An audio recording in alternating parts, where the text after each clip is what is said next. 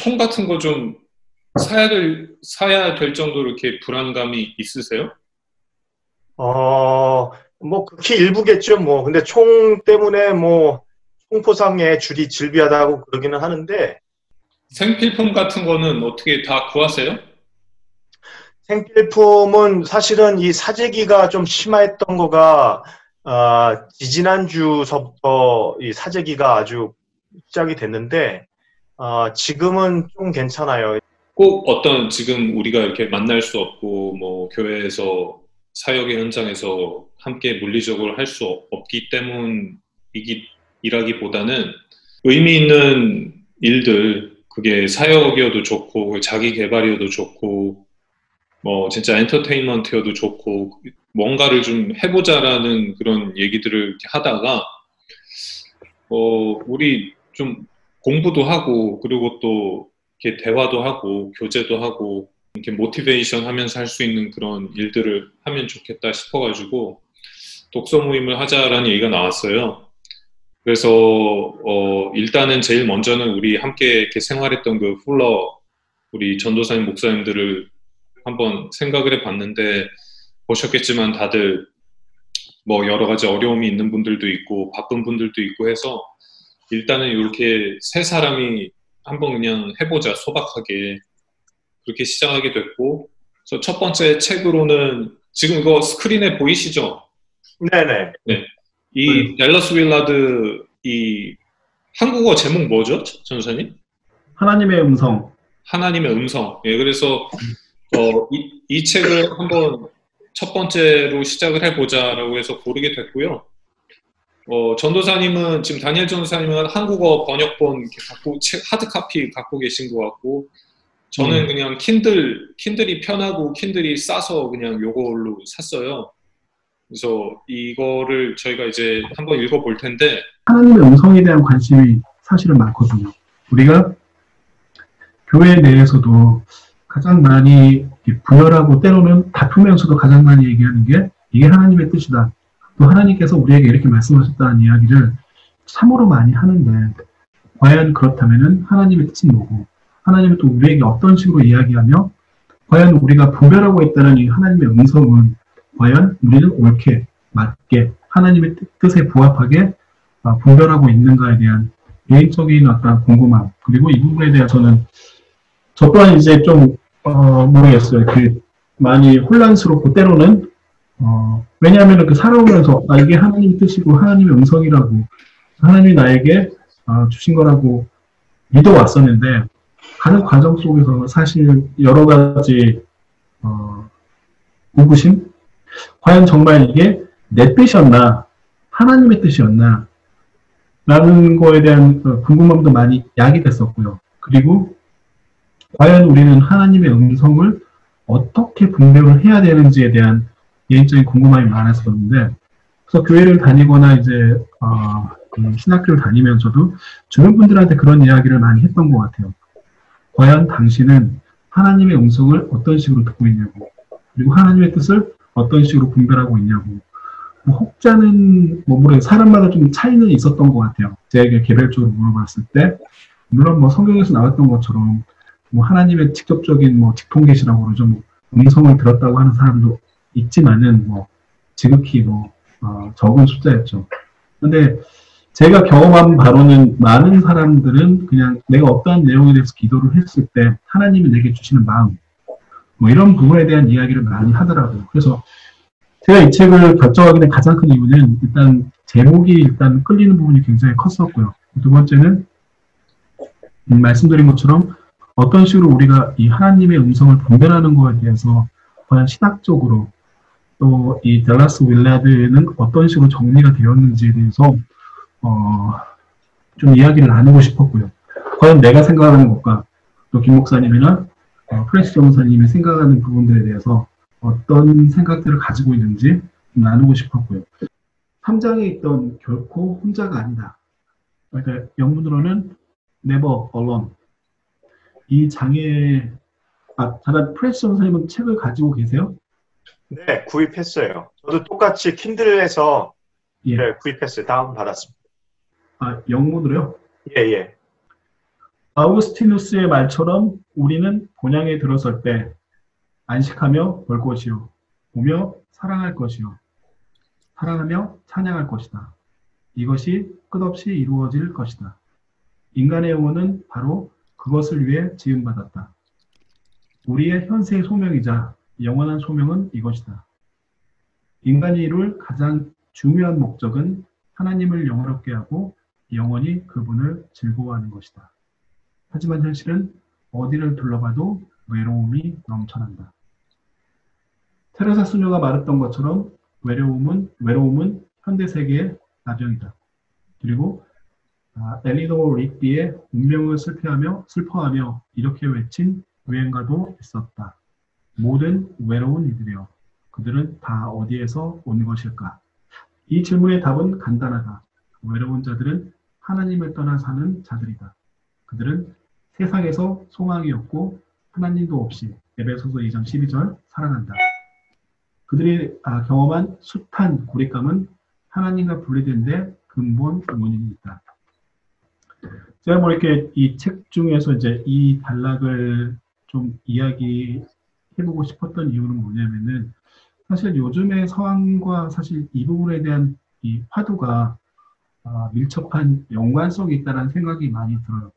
우리는 원튼 원치 않든 고립된 지금 상황 속에 있잖아요. 코로나 바이러스로 인해서.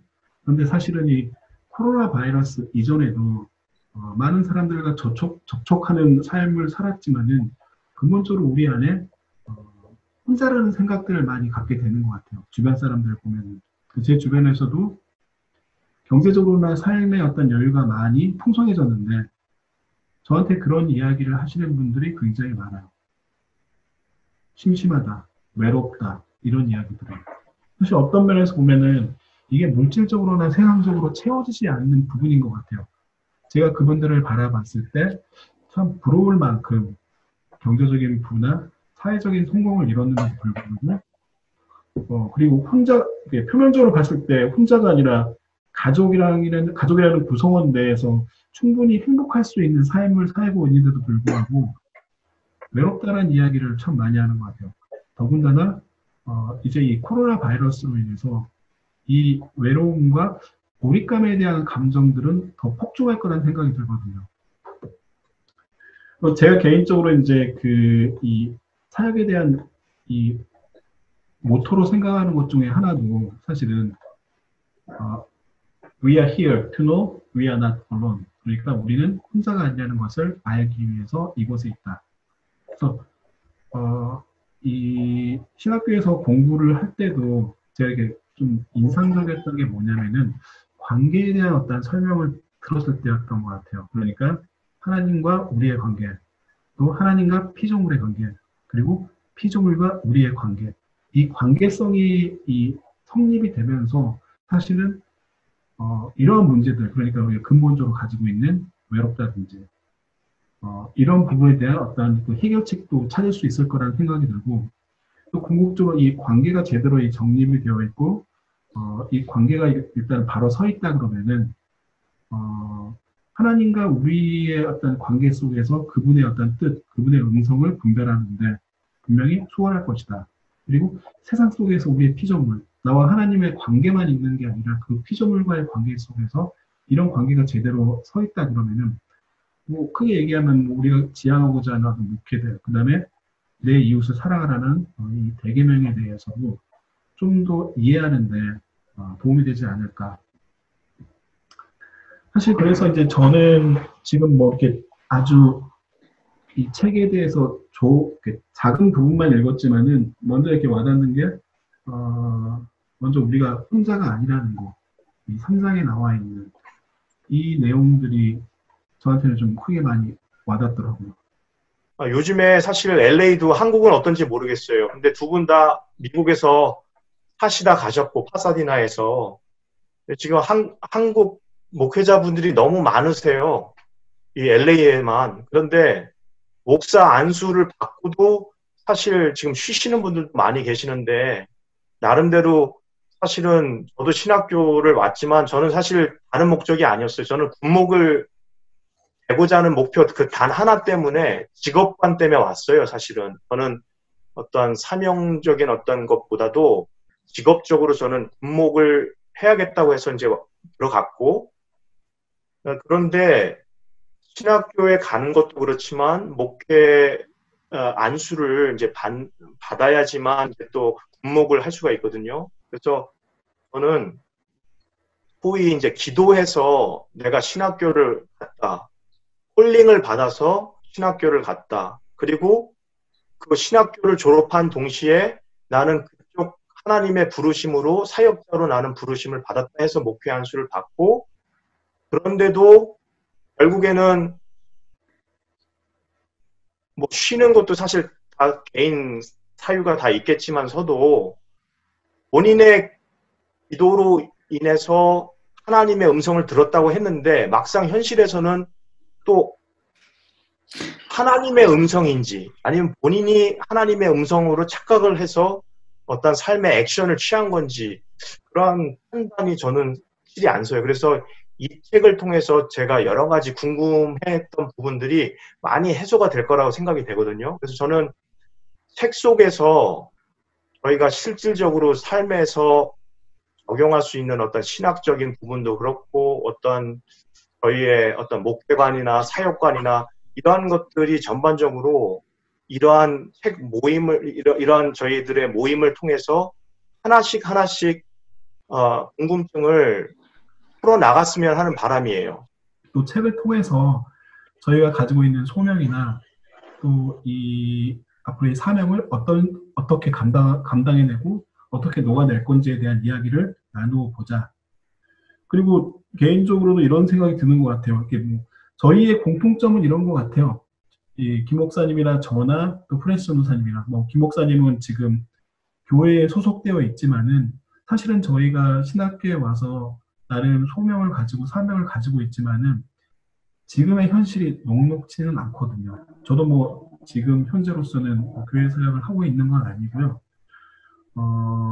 하지만은 이게 뭔가 이게 공통 분모를 가지고 있는 사람들이 모여서 이 책이라는 어떤 매개체를 통해서 우리의 삶을 같이 나누고 또 얘기하셨던 것처럼 같이 또 기도하고 더 큰 거는 지금 우리가 고민하는 게 나만의 고민이 아니라 우리가 함께 고민하는 문제라는 거에 대해서 공감대를 형성할 수 있을 것 같아요. 그래서 앞으로 계속 이 모임이 지속이 되면서 저는 이제 어떠한 틀 속에서의 어떤 북클럽이 아니라 각자가 생각하는 어떤 삶들, 이 책을 통해서 우리가 보았던 것들, 느꼈던 것들을 누가 누구를 가르치고 누구의 생각을 누구에게 뭐 강요하는 게 아니라 각자가 그냥 자유롭게 이야기할 수 있는 그런 통로, 공간이 됐으면 하는 바람입니다.